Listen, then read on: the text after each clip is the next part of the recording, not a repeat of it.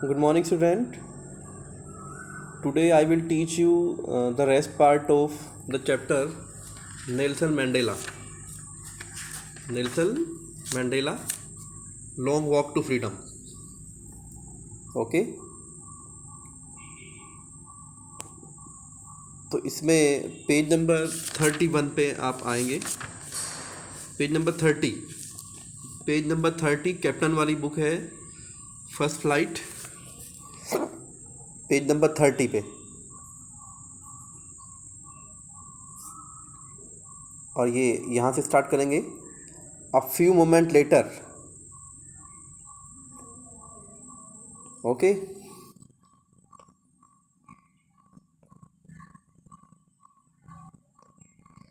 अ few moment later, यहाँ से start करते हैं. A few moment later we all lifted our eyes in awe at the spectacular array of South African jets, helicopters, and troop carriers roared in perfect formation over the Union Building. तो president यहाँ पे कहते हैं कि कुछ ही देर के बाद हमने देखा कि जो साउथ अफ्रीका के कुछ जेट्स थे, हेलीकॉप्टर्स थे और सामान को ढोने वाले कुछ लड़ाकू विमान थे, तो हमने देखा कि वो आकाश में गरजते हुए ऊपर आए. जैसे हमने ऊपर नज़रें उठाई तो वो आकाश में गरजते हुए ऊपर आए यूनियन बिल्डिंग के ऊपर. ये यहाँ पे it is given union building के ऊपर आए. तो it was not only a display of pin point precision and military force but a demonstration of the military's loyalty to democracy to a new government that had been freely and fairly elected.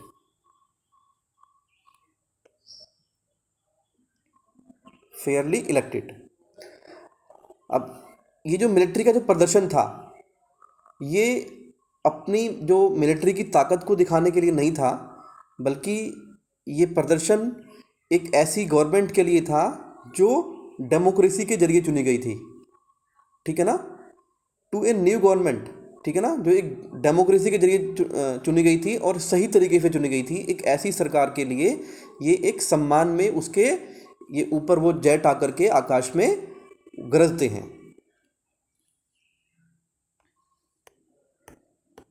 Next आगे बढ़ते हैं. Only moments before the highest generals of the South African defence force and police their chest bedecked with ribbons and medals from days gone by saluted me and pleased their loyalty. तो only moments before, कुछ ही देर पहले जो सेनाओं के तीनों general थे और जो पुलिस के सबसे मुख्य जनरल थे, उनके छाती पे उनकी जो शर्ट पहन के रखते हैं ये जनरल लोग, तो उस पर क्या थे कि पुरानी युद्धों में जीते गए मेडल लगे हुए थे उनकी छाती पे. और वो लोग मेरे सम्मान के लिए वहाँ पे खड़े हुए. किसके सम्मान के लिए? राष्ट्रपति के सम्मान के लिए. I was not unmindful of the fact that not so many years before they would not have saluted but arrested me. और मैं उस कथन को, उस तथ्य को अपने दिमाग से नहीं निकाल सका. किस तथ्य को? कि अगर कुछ दिन पहले इन लोगों ने मुझे सम्मान न दिया होता बल्कि गिरफ्तार किया होता. क्योंकि जो मैंडेला थे वो क्या करते थे? मैंडेला एक संघर्ष करते थे. मैंडेला संघर्ष करते थे, लड़ाई लड़ते थे अपने देश के लिए, काले लोगों के लिए. तो यहाँ पे मैंडेला कहते हैं कि अगर मैं आज राष्ट्रपति ना बनता तो ये मेरा सम्मान ना करते बल्कि मुझे गिरफ्तार कर रहे होते. Finally a Chevron of Impala jets let a smoke rail of the black, red, green, blue and gold of the new South African flag. और अंत में क्या हुआ? एक जेट आया और उसने अलग अलग रंग के धुआं निकाला और उस धुएं से क्या बनाया? उसने साउथ अफ्रीका का जो नया फ्लैग था उसको बनाया धुएं से स्काई के अंदर, आकाश में. The day was symbolized for me by the playing of our two national anthems and the vision of whites singing Nkosi Sikelel I Africa and black singing Die Stem, the old anthem of the Republic. अब राष्ट्रपति कहते हैं कि ये दिन मेरे लिए बहुत ही खुशी का दिन था, क्योंकि आज साउथ अफ्रीका के अंदर 2 नेशनल एंथम गाए गए। पहला गोरे लोगों के द्वारा, गोरे लोगों वाला जो नेशनल एंथम था ये था एनकोसी सिक्लेल आई अफ्रीका, और जो काले लोगों के द्वारा गाया गया वो था डाई स्टैम, ठीक है ना। तो ये डाई स्टैम करके उन लोगों ने 2 नेशनल एंथम गाए। The old anthem of the Republic, although that day neither group knew the lyrics of the anthem they once despised, they would soon know the words by heart। राष्ट्रपति कहते हैं कि यद्यपि क्योंकि राष्ट्रगान जो था, नेशनल एंथम जो था वो नया था, तो इसलिए वो लोग उसकी पूरी जो संगीत था उसको नहीं जानते थे, लेकिन राष्ट्रपति कहते हैं कि वो धीरे धीरे जब इसको रोज़ गाएंगे तो वो उसको पहचान जाएंगे। Next paragraph. On the day of the inauguration, I was overwhelmed with a sense of history.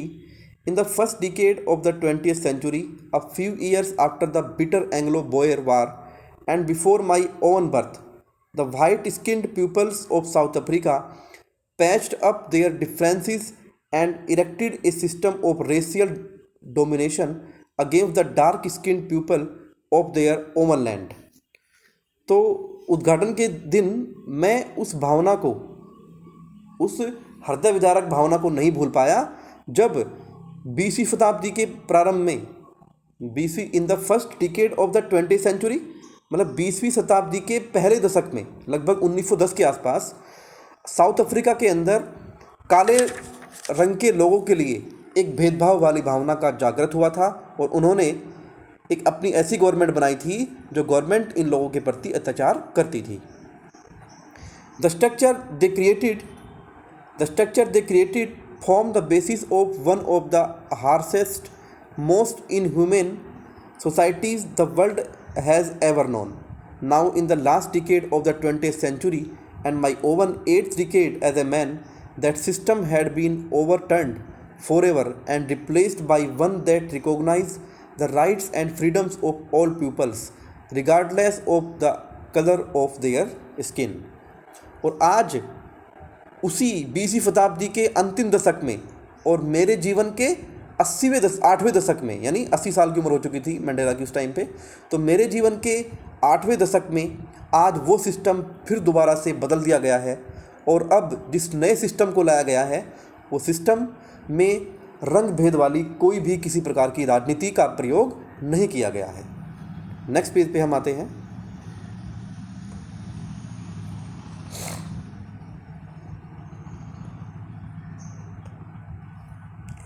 That day had come about through the unimaginable sacrifices of thousands of people whose suffering and courage can never be counted or repaid। लेकिन यहाँ पे Mandela कहते हैं कि ये जो दिन आया है ये बहुत सारे लोगों के बलिदान के बाद आया है। जो बलिदान है अनइमेजिनेबल है, यानी अकल्पनीय है, इसकी कल्पना नहीं की जा सकती। ऐसे इतने लोगों ने बलिदान किया है। People whose suffering and courage can never be counted or repaid। I felt that day as I have on so many other days, that I was simply the sum of all those African patriots who had gone before me. That long and noble line ended and now began again with me। I was pained that I was not able to thank them and that they were not able to see what their sacrifices and had wrought। मतलब यहाँ पे Mandela अपना दुख व्यक्त करते हैं। वो कहते हैं कि ये जो आज़ादी हमें मिली है ये बहुत सारे लोगों के बलिदान के कारण मिली है, और मुझे दुख इस बात का है कि आज मैं उन लोगों को धन्यवाद बोलने के लिए भी, मतलब धन्यवाद भी नहीं बोल सकता, और ना वो लोग इस आज़ादी के समारोह को आज अपनी आंखों से देख सकते हैं। तो मुझे इस बात का बड़ा दुख है। Next para. The policy of apartheid created a deep and lasting wound in my country and my people. और जो पॉलिसी थी अत्याचार वाली पॉलिसी, तो उस पॉलिसी ने मेरे देश के लोगों के अंदर बहुत गहरे जख्म पैदा किए हैं, जो शताब्दियों तक तो छोड़ो लेकिन कई वर्षों तक भुला पाने बहुत मुश्किल हैं। All of us, next page पे आते हैं।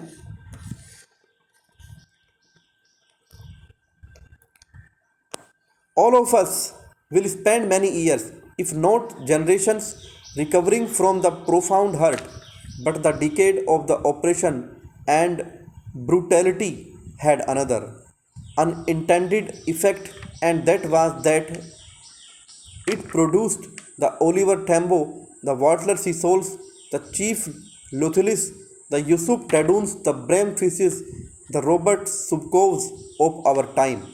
यहाँ पे कहते हैं कि ये जो सब इसको कई पीढ़ियाँ हमारी तो नहीं लेकिन कई वर्षों तक ये जख्म हम भूल नहीं पाएंगे जो गोरे लोगों ने हमारे काले लोगों को दिए हैं।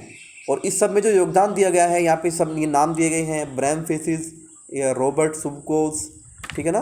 पीछे वाले जो पेज था बैक पेज, उस पर उनकी पिक्चर्स भी दी हुई है, you can see that pictures also in your book. तो उन लोगों के बलिदान के कारण ही ऐसा संभव हो पाया है, ऐसा यहाँ पे मंडेला बोलते हैं। Man of such extraordinary courage, wisdom and honesty that there like may never be known again, perhaps it requires such depth of operation to create such heights of character. My country is rich in the minerals and gems that lie beneath its soil, but I have always known that its greatest wealth is its people, finer and truer than the purest diamonds. यहाँ पे Mandela कहते हैं कि वो लोग ऐसे थे कि शायद ही ऐसे लोग इस धरती पर दोबारा मुश्किल से पैदा हो पाएँ। मैं जानता हूँ कि मेरे देश की मिट्टी के नीचे बहुत सारे हीरे जवाहरात छिपे हुए हैं, लेकिन यहाँ के जो लोग हैं वो इतने बहादुर और इतने शक्तिशाली हैं, इतने संघर्षशील हैं कि वो उनकी जो कीमत है उन हीरे जवाहरातों से कहीं ज़्यादा है, बहुत ज़्यादा उनकी कीमत है। इट इज़ फ्रॉम दोज, नीचे आ जाइए नीचे वाले पैराग्राफ पे, it is from these comrades in the struggle that I learn the meaning of courage. Time and again I have seen men and women risk and give their lives for an idea. I have seen men stand up to attacks and torture without breaking, showing a strength and resilience that defies the imagination. I learned that courage was not the absence of fear, but the triumph over it. The brave man is not he who does not feel afraid, but he who conquers that fear. यहाँ पे कहते हैं Mandela कि जो संघर्ष हमने प्राप्त किया है ये बहुत सारे लोगों के मन में जागृत हुई एक ज्वाला से मिला है, जो सिर्फ एक विचार के लिए कि हमें आज़ादी हासिल करनी है मैदान में खड़े होकर लड़ते रहे और अपने जीवन का बलिदान देते रहे, अपने ऊपर अत्याचार सहते रहे। यहाँ पे मंडेला कहते हैं कि डर वो नहीं होता जो व्यक्ति के हृदय में उत्पन्न ही ना हो। डर वो नहीं होता जो व्यक्ति के मन में उत्पन्न ना हो, बल्कि डर वो होता है, विजेता वो होता है जो डर के ऊपर जीत पा लेता है। एक ऐसे व्यक्ति को यहाँ पे देखिए, the brave man is not he who does not feel afraid. एक बहादुर व्यक्ति वो नहीं होता जो डरता नहीं, but he who conquers that fear, बल्कि वो होता है जो डर पे जीत पा लेता है।